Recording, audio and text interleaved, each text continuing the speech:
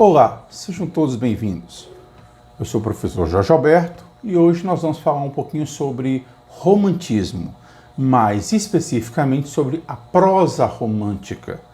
Essa nossa aula sobre prosa romântica, ela vai ser dividida em dois momentos. Em um primeiro instante, trataremos dos romances urbanos ou de costumes. E em um segundo momento, vamos falar dos romances regionais e dos romances indianistas que marcaram a época também, ok?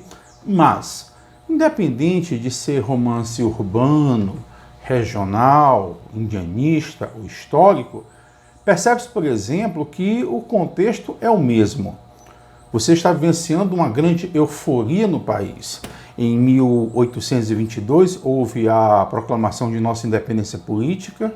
O romantismo começa oficialmente em 36 com a publicação de Suspiros Poéticos e Saudades. Há sobre o romantismo a responsabilidade de criar definir uma ideia de brasilidade, o que é ser brasileiro, enfim. Nós não queríamos ser vistos como apenas uma ex-colônia de Portugal, mas como uma nação soberana. Então coube ao romantismo essa missão árdua, que ele fez tanto na poesia quanto na prosa. Na nossa prosa de ficção, nós vamos começar em 1844, com o romance A Moreninha, do senhor Joaquim Manuel de Macedo. Mas vamos contextualizar a época. Você está vivenciando um Brasil onde o número de leitores é muito reduzido. Esta é a grande verdade. Os romances, para se ter uma ideia, eram publicados nos jornais, daí o que a gente chama de romance de folhetim. Então, o que acontece? O escritor publicava, por exemplo, a cada edição do jornal, não era diário o jornal, um capítulo do seu romance. E assim, o público ia acompanhando a história, algo mais ou menos parecido com o que você vê hoje com as telenovelas.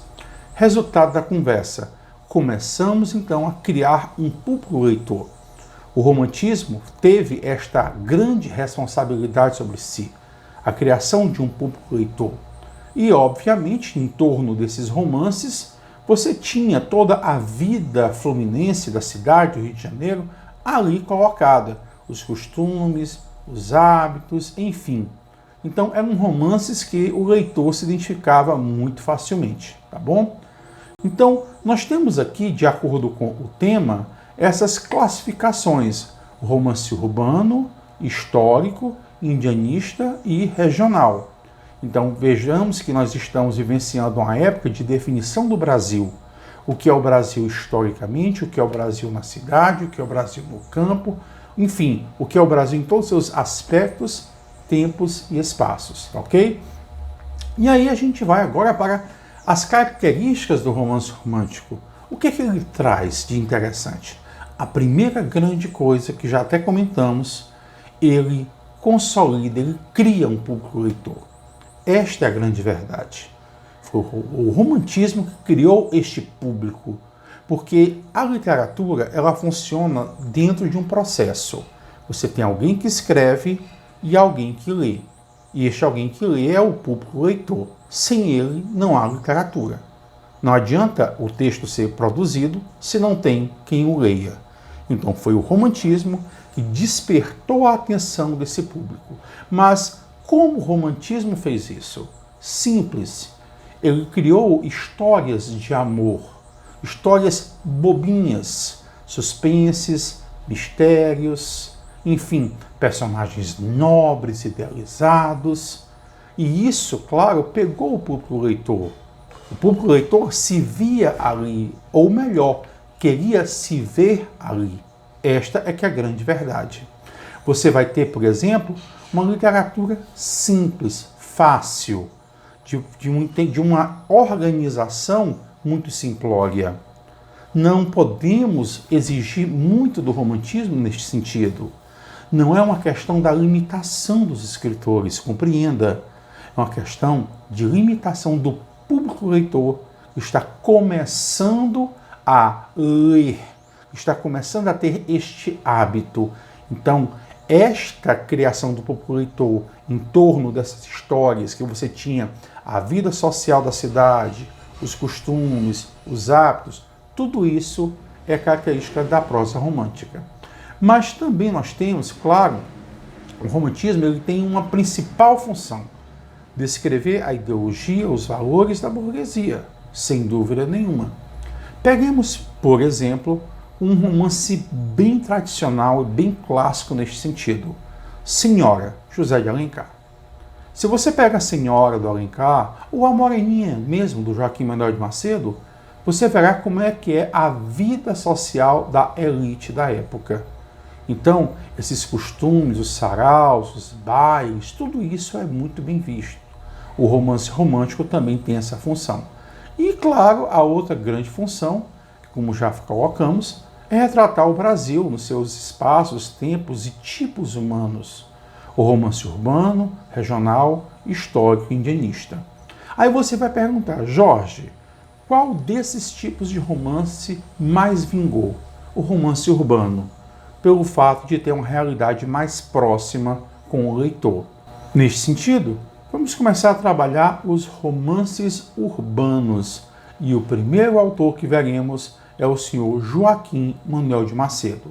Ele fez inúmeras obras, tá? Mas ele ficou conhecido como a Moreninha. Por quê? Bem, vamos explicar o caso.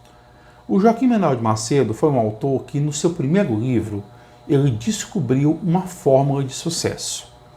O romance foi um estouro. Só para se ter uma ideia, o público leitor de época preferia a Moreninha do que Senhora.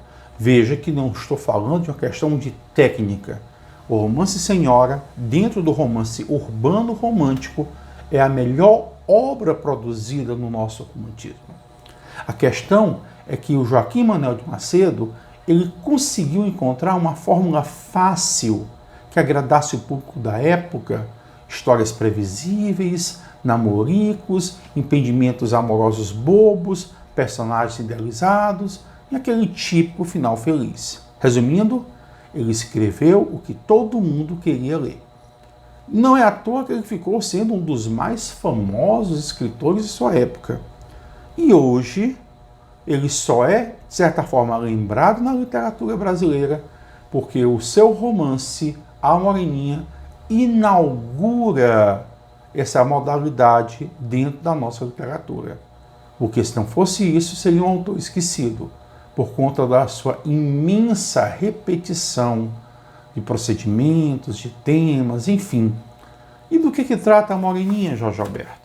Bem, a Moreninha trata do que se chama de um amor, uma promessa de amor da infância. A ideia que ele vai tentar passar com a Moreninha é de que o amor verdadeiro, se é que não há amor falso, não existe, é óbvio, mas que o amor verdadeiro vence todos os obstáculos. E aí o famoso final feliz. Então você tem um casal que é criança, que promete casamento, Augusto e a Carolina. Eles se separam, vivem cada qual no seu canto, sem saber da existência do outro. Se reencontram, por acaso, sem saber que eles eram aqueles dois do passado. E o amor verdadeiro aparece aqui e você tem o famoso final feliz. É aquela receita realmente água com açúcar. E era isto que o público na época queria ler. Agora, quando nós falamos do senhor José de Alencar, eu vou começar pelo epíteto, isto é, um apelido que o senhor Machado de Assis deu para ele, patriarca da literatura brasileira. O Alencar, sem dúvida nenhuma, está entre um dos 10 maiores ficcionistas de nossa literatura. E o motivo é simples. O projeto do Alencar foi o projeto do romantismo. Ele pensou em criar uma literatura, um universo que retratasse o Brasil em todos os seus espaços, quer seja na vertical, quer seja na horizontal, quer seja no passado, quer seja no presente, quer seja no campo, quer seja na floresta, quer seja na cidade. O projeto de Alencar foi audaciosíssimo.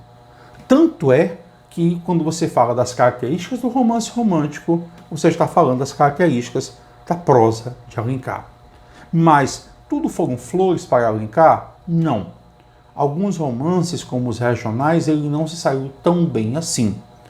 Ele foi um escritor tipicamente romântico, à la Joaquim Manuel de Macedo mesmo. Historinhas boas, sentimentais, para agradar o público. Mas a parte melhor do Alencar não é essa tipicamente romântica, mas é uma parte pré-realista. O Alencar criou alguns perfis femininos muito famosos nos romances Diva, Lucila e Senhora. Personagens femininas que estavam bem adiante de sua época, que causam um certo alvoroço, sem dúvida nenhuma. E quando a gente pega a mais famosa de todas, a Aurélia Camargo, a gente percebe que não é muito diferente o perfil de Aurélia do perfil de uma mulher do século XXI. A ideia da autonomia, e a autonomia não é apenas financeira, autonomia intelectual, a ideia da igualdade das relações entre homens e mulheres, temas que hoje nós discutimos e que Alencar, em 1875, teve a coragem e a ousadia de colocar para a sociedade de época. Por isso foi um romance que realmente chamou bastante atenção. O Alencar criou lenda, no caso aí acima, uma lenda para a formação do nosso povo. O Alencar criou um herói para o nosso povo, Peri. Se os gregos, por exemplo, possuem Aquiles, nós temos o nosso Peri, por que não? O Alencar realmente conseguiu traduzir não só o país que ele vivia, mas os anseios deste país.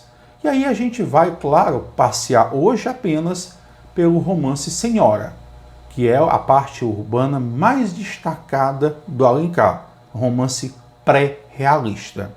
Jorge, por que o romance não é realista? Bem, nós temos características realmente românticas.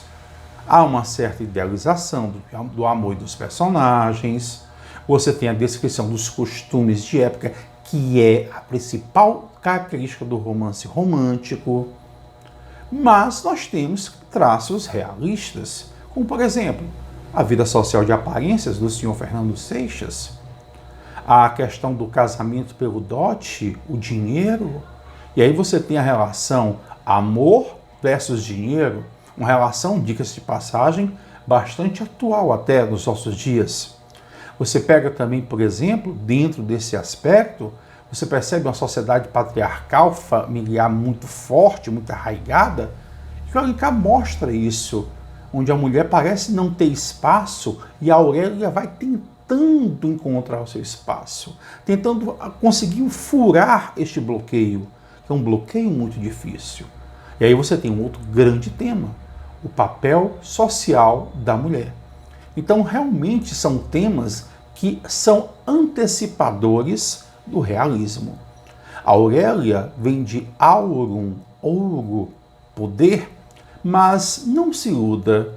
Ela não dá as cartas do romance, não é pelo fato dela ser rica, mas ela já, antes mesmo de herdar a herança do avô, antes mesmo de ser rica, ela já tinha um gênio muito forte, uma personalidade muito marcante e uma autonomia intelectual.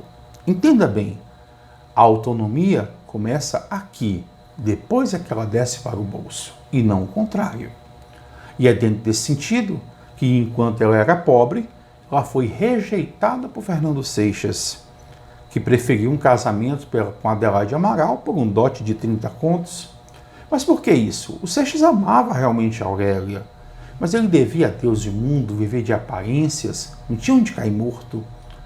E a Aurélia, depois de ser rejeitada e depois de ganhar a herança do avô, resolve, sorrateiramente por trás, comprar um marido. Sim, ela faz com que seja feita uma proposta para ele de que um pai da alta sociedade quer casar a filha e com um dote de 100 contos.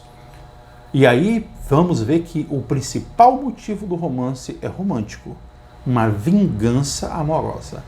A Aurélia humilha por demais o Seixas, mas ela o ama, ele também. E o projeto do Seixas agora é um resgate pessoal. Ele vai se resgatar. Começa a criar, de certa forma, valores que antes ele não tinha. E aí ele precisa do dinheiro, porque parte desse dote ele, de certa forma, já tinha usado. E precisa reconstituir totalmente esse dote, devolver para Aurélia e acabar com o casamento. É este o plano dele. Só que neste projeto, o personagem começa a ter valores mais elevados, nobres. É um resgate moral de Seixas. Até que vocês têm o final, onde ele pega e devolve o dinheiro, pede o divórcio, explica para Aurélia que a abandonou, embora a amasse, mas por questões financeiras. E dentro deste ínterim, claro, nesse vai ou não vai, a Aurélia se humilha, diz eu te amo, fica comigo, ele diz que não. E aí que mora a grande dúvida do leitor. Ela pega e diz que, como prova de amor, achava que ia morrer na noite de núpcias. Eu não sei quem vai morrer em noite de núpcias, porque ninguém pensa isso, é óbvio. Ela fez o testamento dela, deixando Seixas como seu único herdeiro.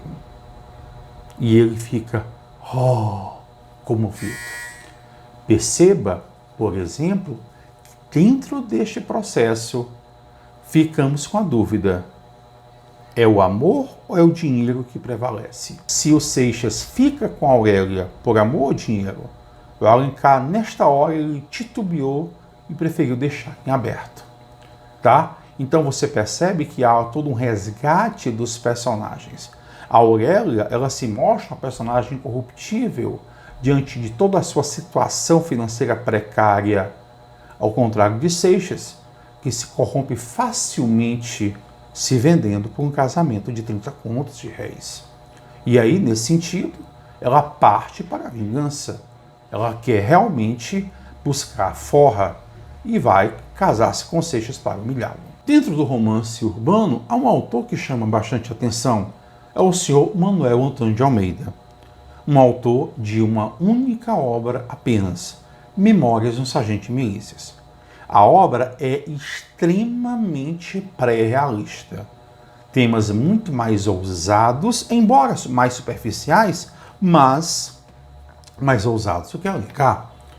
E o público da época não gostou muito desse tipo de abordagem, porque, se você for observar, são temas bem polêmicos, como sexo antes do casamento, gravidez indesejada, padre transando com fiéis, com ciganas, enfim, casamento por dinheiro, a malandragem, o mundo suburbano. E o público da época não estava querendo isso. O público da época estava querendo ler romances tipo A Moreninha, um conto de fadas. O nosso Manuel Antônio de Almeida fez um romance de época. Embora ele não tenha vivenciado o período joanino, mas ele conheceu pessoas que reviveram na época e consegue fazer um resgate incrível. Porque o resgate que ele faz não é apenas os costumes, o modo de viver da época, é também da paisagem urbana do Rio. É muito comum ele colocar hoje, onde nós temos este espaço, antes era assim. Então você percebe que há dois Rios de Janeiro. O Rio da época que o fato acontece e da época que a história é contada. Não só numa descrição física, mas também comportamental. Valores, festas, comportamentos que mudaram desde a época do Dom João VI até o momento que o romance ele é, de certa forma, narrado, já na década de 50. Um romance muito ousado, diga-se de passagem, que tem como personagem principal Leonardo, que é o primeiro grande malandro da literatura brasileira. Ele fez uma caricatura dos personagens. O Leonardo é um malandro, a Luizinha, que é a heroína romântica, é uma moça feia, é uma moça introvertida, é uma moça que não tem nenhum, digamos assim, atrativo. Os pais do personagem principal são pobres, a mãe é verdureira, ele é cobrador de impostos, a Maria da Hortaliça, que é a verdureira, trai o marido, e aí temos violência familiar, abandono familiar. Então são temas realmente que o público da época não estava preparado para isto. Tanto que a rejeição foi tamanha, que o Manuel Antônio de Almeida, ele, para continuar o romance, ele teve que, infelizmente, eu digo infelizmente porque este romance é um romance de vanguarda, infelizmente se adequar um pouco ao gosto do público romântico. E aí o que é que você tem? Você tem uma heroína que ele já descreveu, a moça é feia. Em contrapartida, internamente, ela é uma heroína típica do romantismo. O personagem, eu já falei, é um malandro. Em contrapartida, ele começa a se regenerar, a se resgatar. E aí você tem aquela ideia do amor resgatando o personagem, ele se casando com Luizinha e sendo a ideia do foram felizes para sempre, entrando dentro das corporações de época dos militares, acaba se tornando um militar por conta do Major Vidigal. Então vejo que eu tenho um malandro que não tem emprego, e de repente ele tem um emprego, tem uma namorada, vai se casar, quer dizer, começa a ter uma vida estável, coisa que no início do romance ele não tinha. Era aventura, era malandragem, era aquela coisa toda. Então, o grande legado deste romance, além de todos esses aspectos pré-realistas, é a construção do primeiro malandro de nossa literatura. O Mário de Andrade, do modernismo, ele era apaixonado por este livro. E eu não tenho dúvida em dizer para você que o Macunaíma é filho desse personagem, Leonardo. Observa também o Jorge Amado, Dona Flor e seus dois maridos. O Manuel Antônio de Almeida criou um malandro carioca. O Mário de Andrade criou um malandro brasileiro. E o Jorge Amado, com o Valdomiro Vadinho, criou um malandro baiano. Então essa ideia da malandragem já começou exatamente neste romance. Ok? No nosso próximo encontro, nós vamos tratar um pouco dos romances indianistas e regionalistas que marcaram o nosso romantismo. Um grande abraço e fique com Deus.